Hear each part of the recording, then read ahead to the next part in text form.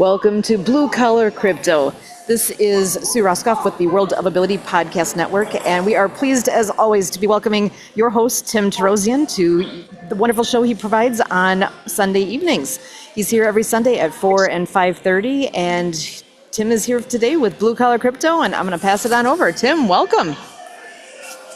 Hi, Sue. Thank you, and welcome to Blue Collar Crypto. This is a show where we celebrate the everyday working man, and you might be wondering, well, isn't that all of us? But it truly is not. I think I think we're kind of being crowded out now. And the last thing that we kind of being crowded out is our vote, right? Our vote. As Americans, what is the last thing and the most precious thing we have? It might be the political vote that we have to put United States senators and United States congressmen and presidents in their place, and of course local leaders, right? But what if that's not so important anymore?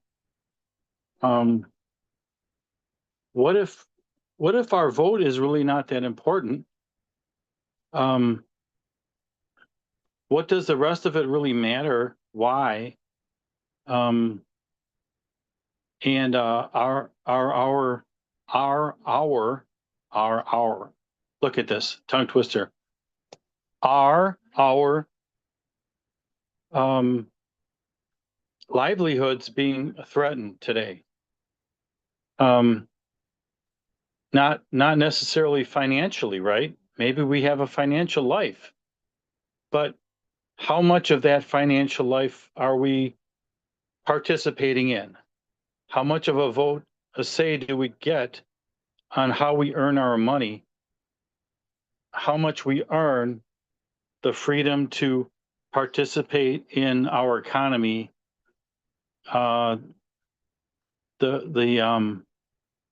the ability for us to participate in the marketplace.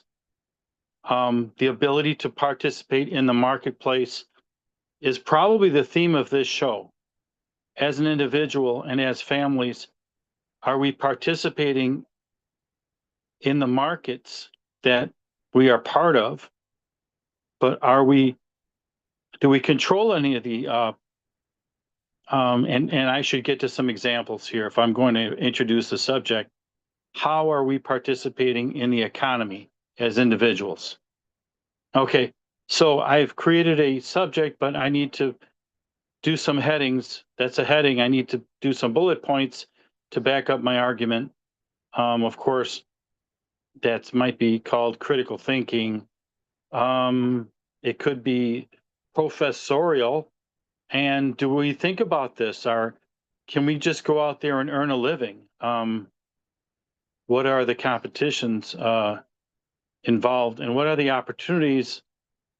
Are they accessible to I say the average man? Okay, so and in talking politics, we have a lot of corporate concerns out there that affect our government. We also have a healthcare economy, a healthcare lobby that affects our healthcare and how we get it. We see the disruption of our healthcare with some people who call it Obamacare being cut, our healthcare rates going up. Some people who call it the marketplace because they don't want to say the word Obama. The marketplace, Obamacare, have what you will. The rates are going up. And are we participating in the economy if we can't get health care? What's the point of having an economy if we can't be healthy, access the medical science that we have? The access to that medical science is curtailed by the inability to get health care insurance because none of us can afford to pay for health care out of pocket. Insurance is a critical part of our economy.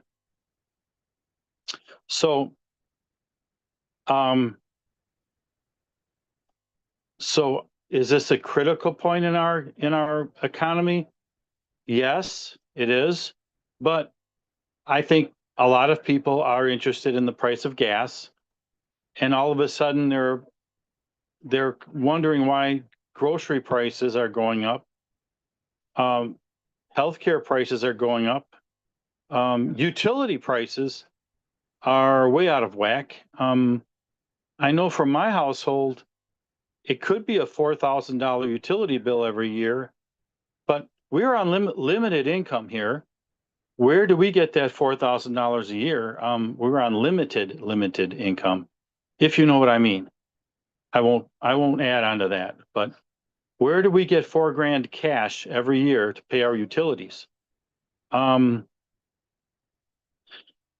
It's tricky, right? So um, healthcare insurance, um, wages, are they stagnant?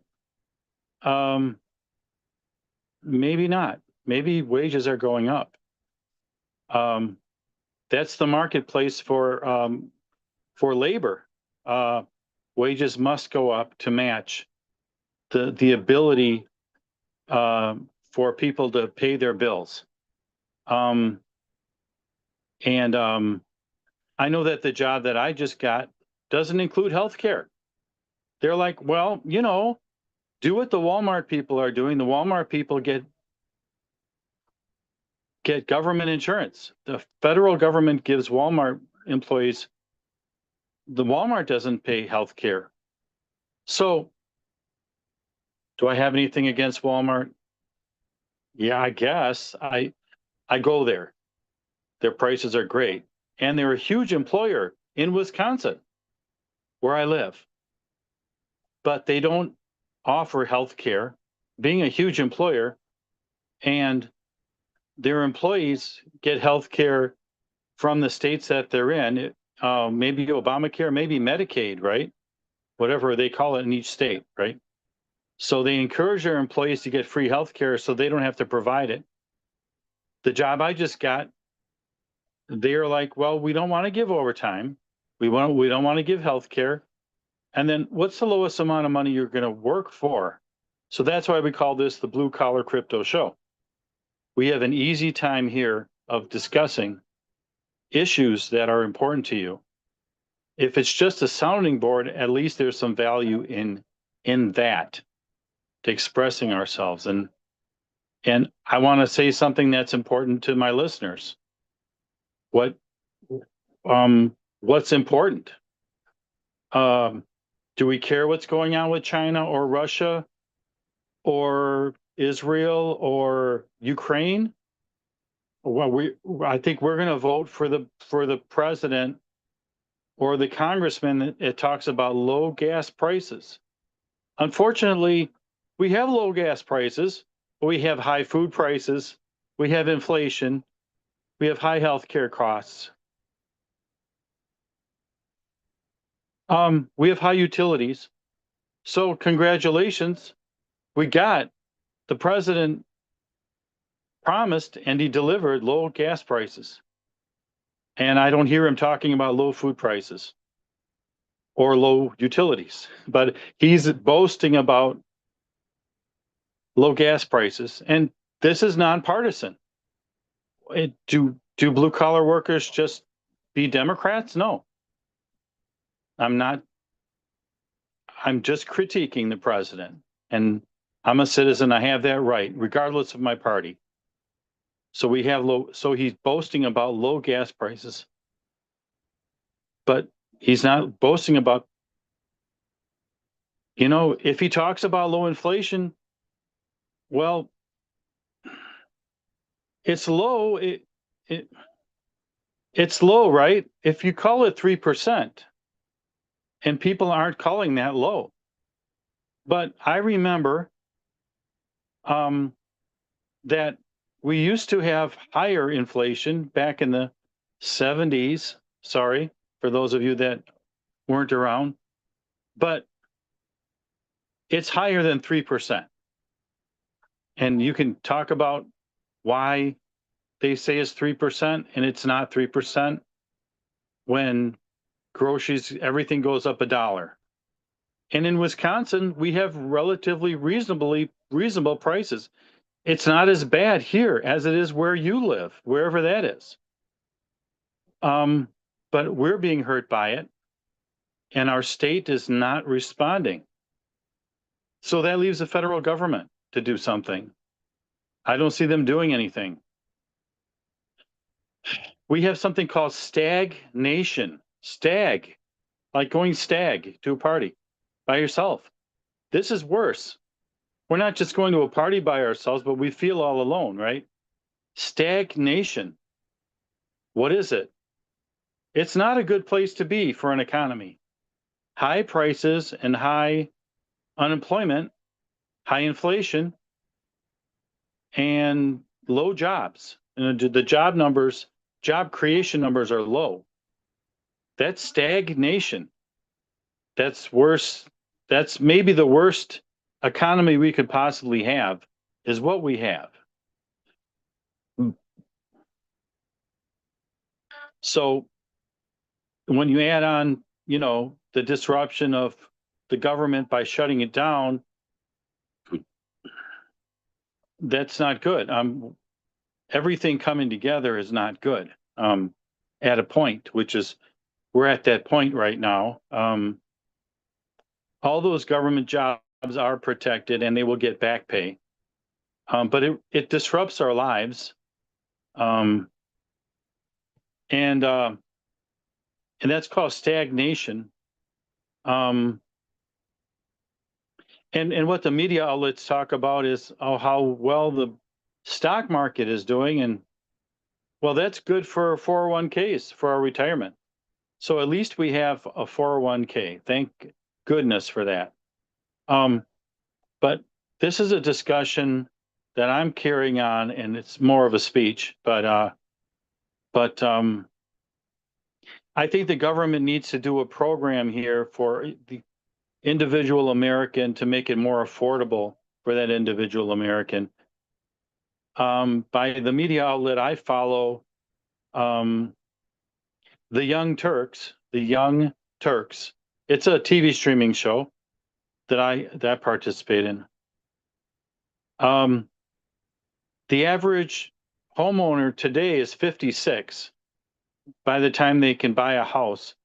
And in the past, they would have to be only 36.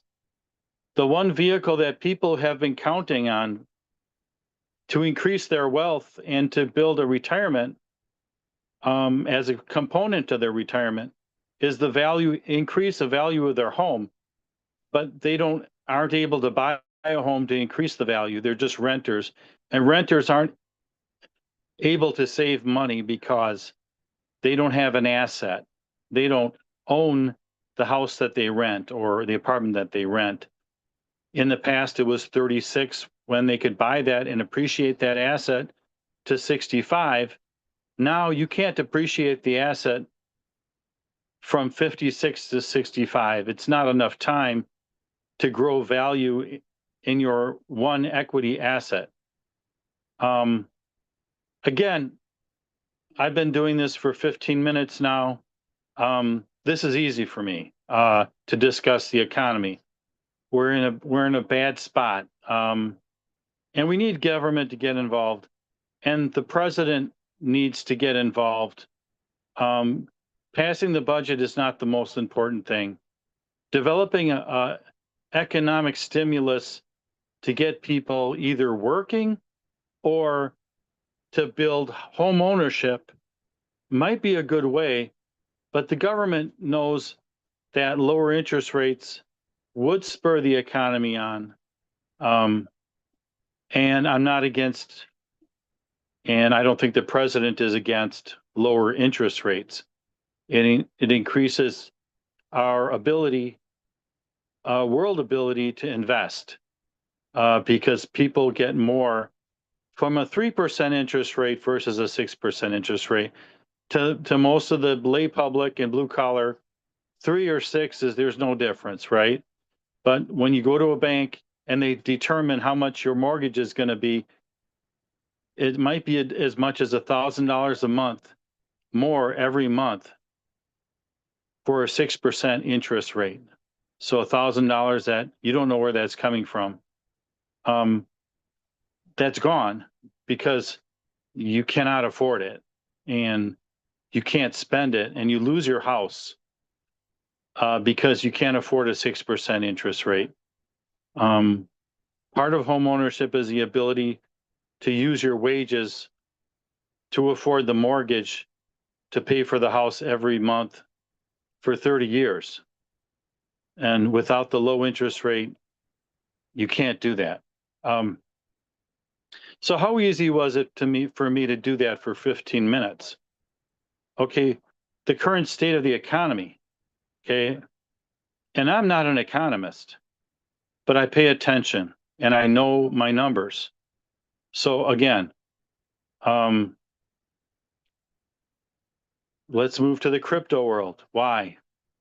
Well, this show has a double mind. It has dual purpose. It looks to the future. Jobs, interest rates are critically important. Food, utilities, and gas are very important. This next part of the show focuses on those people that would like to invest in the stock market. Maybe they want to invest in crypto. Maybe they really would like to have some Bitcoin. But how about XRP? It's $2 a share, and it's going to go up 100 times. And it's the next Bitcoin. How about the next Bitcoin? Guess what? When everybody's saying Bitcoin, it's too late. It's too late. Everybody knows about it. It's not a secret, and it's not going to go up as much to make a difference in your life. I could be wrong. Bitcoin's an excellent investment. I suggest you buy Bitcoin. Okay. Having said that, the next Bitcoin is XRP. The letters X, the letter R, and the letter P. XRP. Do it before everybody else does it, and you'll make what they're not going to make. Because your risk is your reward. You don't take the risk, you won't get the reward. So XRP. If I could write that on the screen, here it is. Wait, hold on. XRP.